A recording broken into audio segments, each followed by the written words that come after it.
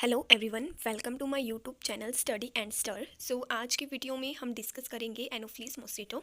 So let's start. First है इसका common name, जिसको कि हम बोलते हैं मॉस्किटो ही, और मलेरिया मॉस्किटो भी हम इसको बोलते हैं। फिर आगे इसमें हैबिटेट।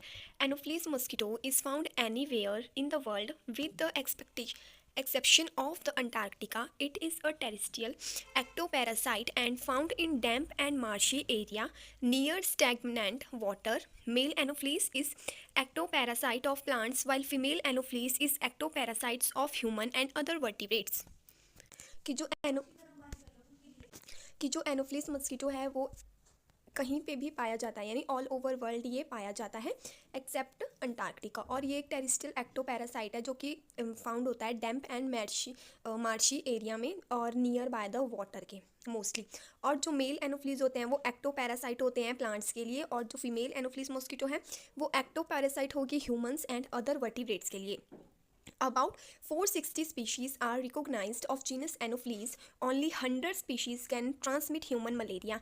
कि अभी तक 460 स्पीशीज़ फाउंड की गई है एनोफ्लीज की, और ओनली 100 स्पीशीज़ है जो वही ह्यूमन में मलेरिया कॉज करती है। Only 30 to 40 species commonly parasite of genus Plasmodium which cause malaria in humans.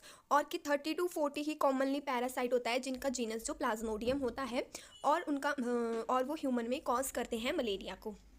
Next इसका vector. Anopheles is a primary vector of disease malaria in human being and heartworm that is dirofilaria immitis in dog to cause dirofilariasis disease. कि जो Anopheles है वो primary vector होता है malaria में in the human being, और जो hurt warm होती है उसमें ये होता है डायरोफ्लेरियाई मिटिस, और जो कि कॉज करता है डॉग्स में डायरोफ्लेरिएसिस डिजीज को। नेक्स्ट इसमें habit. Most of the species of Anopheles are crepuscular. Male Anopheles is phytophagous, that is suck the juice of flower and fruits of a plant, while female Anopheles is a sanguivorous, that is suck the blood of human being and of other vertebrates. These mosquito can fly sideways off or backward and inside or upside down. कि जो Anopheles है उसकी जो most of species है वो होती है क्रेप्सिकुलर, और जो मेल होते हैं वो फाइटोफेगस होते हैं, यानी कि वो सिर्फ फीड करते हैं फ्लावर और फ्रूट का जूस या प्लांट में जो भी जूस होता है उसको ही सक करते हैं। और वाइल उसके मुताबिक जो फीमेल होती है वो सैंगिवोरस होती है, यानी कि वो ओनली ब्लड को ही सक करती है ह्यूमन बींग से या फिर अदर वर्टिब्रेट से, या ब्लड पे ही फीड करती है। दिस और जो ये मस्कीटो है ये फ्लाई करते हैं बैकवर्ड साइड वे से या बैकवर्ड और अप साइड से डाउन की तरफ को। फिर नेक्स्ट इसमें distribution. Anopheles mosquito is world wide in distribution except Antarctica. It perform tropical and subtropical areas of the world. कि जो एनोफ्लीस मस्कीटो है वो अंटार्कटिका में नहीं पाया जाएगा, बाकी ऑल ओवर वर्ल्ड में ये फाउंड होता है, और ये प्रेफर करते हैं ट्रॉपिकल और सब ट्रॉपिकल एरियाज को। अब नेक्स्ट इसमें हमारे पास morphology. Adult anopheles has thin and long cylindrical body. An adult anopheles is about 3 to 5 mm long and grayish black in coloration. Dark spots are present on wings. The body is divided into the three regions: head, thorax and abdomen. जो adult एनोफ्लीस mosquito होता है वो बहुत ही ज़्यादा thin और long होता है, और जो उसकी बॉडी होती है वो सिलेंड्रिकल होती है। और जो अडल्ट एनोफ्लीस है वो होगा 3 to 5 मिलीमीटर उसकी लेंथ होगी, और वो ग्रेइश ब्लैक कलर में होगा, और उसके जो विंग्स होंगे उसमें डार्क स्पॉट प्रेजेंट होंगे, और जो उसकी बॉडी होगी वो डिवाइडेड होती है 3 रीजन में, यानी कि head, thorax and abdomen. Head is a small spherical and anterior most part of the body. Head has a pair of kidney shaped compound eye, a pair of long jointed antennae and are present. कि जो head होता है वो small spherical और anterior part होता है body का, और जो हेड है उसमें कंपाउंड आइज प्रेजेंट होंगी जो कि किडनी शेप में होगी, और उसमें pair of antenna jointed antenna भी प्रेजेंट होगा, और जो माउथ पार्ट होगा उसका वो वेल डेवलप्ड होगा। thorax is composed of the three segments, that is prothorax, mesothorax and metathorax. The thoracic segment has a pair of jointed leg, a pair of wing present on the mesothorax. कि जो thorax है उसमें 3 segment present होंगे, यानी कि prothorax, mesothorax and metathorax, और जो उसका यानी उसका जो जितने भी उसमें थोरेसिक सेगमेंट होंगे वो उसमें pair of jointed leg present होंगे, और अ पेयर ऑफ विंग प्रेजेंट होता है मीजोथोरैक्स पे। Abdomen is 9 segmented and cylinder in shape. It has a opening anus at the 8th segment and genital pure and 9 segment. कि जो abdomen है उसमें 9 segment होंगे जो कि सिलेंड्रिकल शेप में होंगे और 8 सेगमेंट में होगा उसका ओपनिंग के लिए, एनस की ओपनिंग के लिए, और जो 9 सेगमेंट होगा वहाँ पे होगा जेनिटल पोर. और ये है एनोफ्लिस मस्कीटो का डायग्राम अडल्ट का, जिसमें कि आपको क्लियरली शो किया गया है कि कहाँ पे हेड है, कहाँ पे थोरेक्स है और कहाँ पे एब्डोमन है, और इसमें इसके साथ शो किए गए इसके विंग्स, और इसमें कहाँ पे एंटीना है, कहाँ पे आइज़ है, इसकी लेग्स है, एवरीथिंग इसमें मतलब सभी कुछ इसमें आपको क्लियरली शो करा गया है.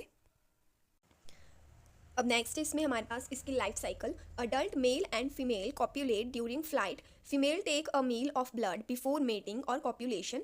Female anopheles mate several time in her life span of a few weeks to a month.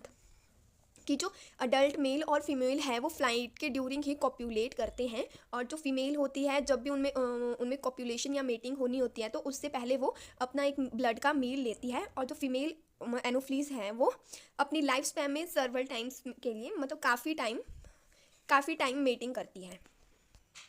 50 to 200 eggs are laid by the female per OV position into the surface of water. Life cycle involves egg, larva, pupa and adult. कि वो जो female होगी वो 50 to 200 eggs को ले करेगी उसके ओवी पोजीशंस में, और उसके बाद वो जो एग होंगे उसको वाटर के सरफेस में रख देंगी, और जो लाइफ साइकिल है उसमें इन्वॉल्व होते हैं egg, larva, pupa and adult. Next है egg. Adult female and laid 50 to 200 eggs. The eggs are quite small. Eggs are laid singly and directly on water.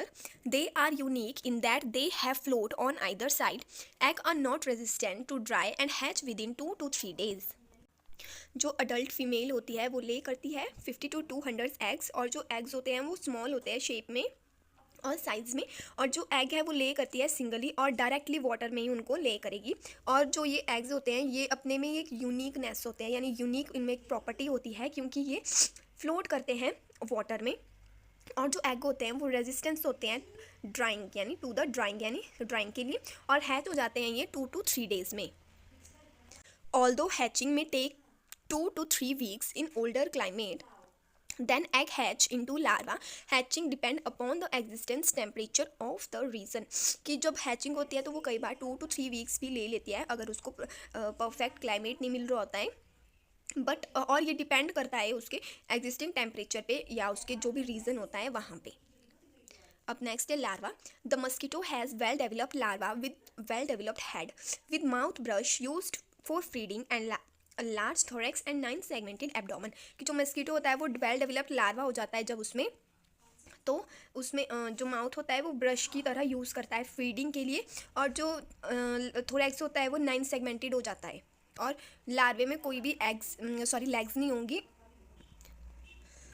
In contrast to other mosquito, the Anopheles larva lack of a respiratory siphon so that its body is parallel to surface of water. The larva feed on algae, bacteria and other microorganisms. Larva breathe through spirals located on 8th abdominal segment. After 13 to 14 days, larva changes into the pupa. कि जो एनोफ्लीस mosquito होता है वो other mosquito की तरह नहीं होता है, इसमें जो रेस्पिरेटरी सिफोन्स होते हैं वो प्रेजेंट नहीं होते हैं, लैक होते हैं. सो उस करके जो ये सरफेस पे पैरेलल होता है, वाटर के सरफेस में पैरेलल होता है, और जो लार्वा है वो फीड करता है एल्गी, बैक्टीरिया या अदर माइक्रो ऑर्गेनिज्म जितने भी होंगे उन पे फीड करेगा. और जो उसका 8th एब्डोमिनल सेगमेंट होता है वहाँ पे प्रेजेंट होता है स्पाइरल्स, जिनको कि ये यूज़ करते हैं एज अ ब्रीथ या रेस्पिरेटरी सिस्टम के तरह. और आफ्टर जब 13 to 14 डेज़ के बाद ये मोल्ड हो जाते हैं प्यूपा में. अब नेक्स्ट इसमें प्यूपा इज़ कॉल्ड एज टबलर, और the pupa is comma shaped. कि जो प्यूपा होते हैं उनको हम टबलर भी बोलते हैं, और ये कोमा शेप्ड में होते हैं. The head and thorax are merged into the cephalothorax. On the cephalothorax, respiratory trunks for the respirant. After few days, as a pupa, the dorsal surface of cephalothorax split and the adult mosquito emerges. The pupal stage lasts around 2 to 3 days. कि जो head और thorax होता है वो merged हो जाता है cephalothorax में, और जो सिफेलोथोरैक्स होता है वो एज अ वर्क करता है respiratory terms for the respiration के लिए। और उसके बाद जो प्यूपा है वो उसका जो डॉर्सल सरफेस होता है वो स्प्लिट कर जाता है सिफेलोथोरैक्स में, और जो अडल्ट मस्कीटो है वो मर्ज हो जाता है। और ये प्रोसेस टेक करती है 2 to 3 days में। नेक्स्ट इसमें adult, the duration from egg to adult varies among species की जो ड्यूरेशन होती है एग टू अडल्ट में वे वेरियस होती है। Mosquito can develop from egg to adult in 5 days कि वो एग से अडल्ट में 5 days का टाइम लेता है, but in tropical region it take place 10 to 14 days। But जो ट्रॉपिकल रीजन होता है वो वहाँ पे करते हैं 10 to 14 days में। adult body is divided into head, thorax and abdomen. The head contain eye, a pair of long many segmented antennae, and the head also has a elongated proboscis used for feeding and 2 maxillary flaps. The thorax specialized for locomotion. 3 pairs of legs and a pair of wings are attached to thorax. The abdomen is specialized for food, digest and egg development. The segmented body parts explander. Anopheles mosquito can be distinguished from other mosquito by the flaps which are as long as proboscis. By the sense of the white scales on the wings, adult can be identified by their resting position. कि जो abdomen होता है वो specialised होता है food को digest करने में और एग के डेवलपमेंट में हेल्प करता है। और जो उसके सेगमेंटेड पार्ट्स होते हैं बॉडी के वो एक्सपेंड हो जाते हैं। और जो एनोफ्लीस मस्कीटो है वो डिस्टिंग्विश हो जाता है फ्रॉम अदर मस्कीटो से उस करके, क्योंकि जो उसके प्लैप्स होते हैं वो लॉन्ग होते हैं एज उस जितनी उसकी लॉन्ग प्रोबोशियस होगी उतनी ही। और उसमें वाइट स्केल्स भी प्रेजेंट होते हैं जिस करके कि उसके विंग्स में, जिस करके कि वो अदर मस्कीटो से डिफरेंट हो जाता है। अडल्ट को हम आइडेंटिफाई कर सकते हैं उसकी रेस्टिंग पोजीशन से।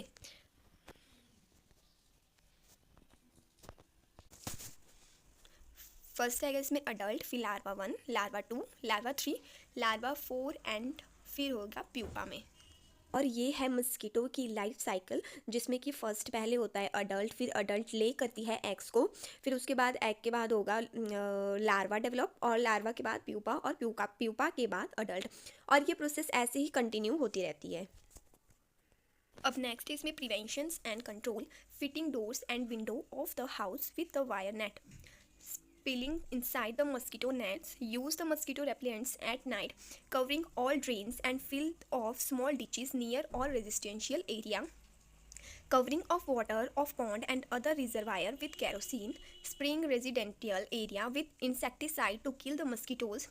Sterile insect techniques to use control the population of mosquito. Elimination of breeding place, destruction of larva and pupa, destruction of adult mosquito and defense against mosquito bite।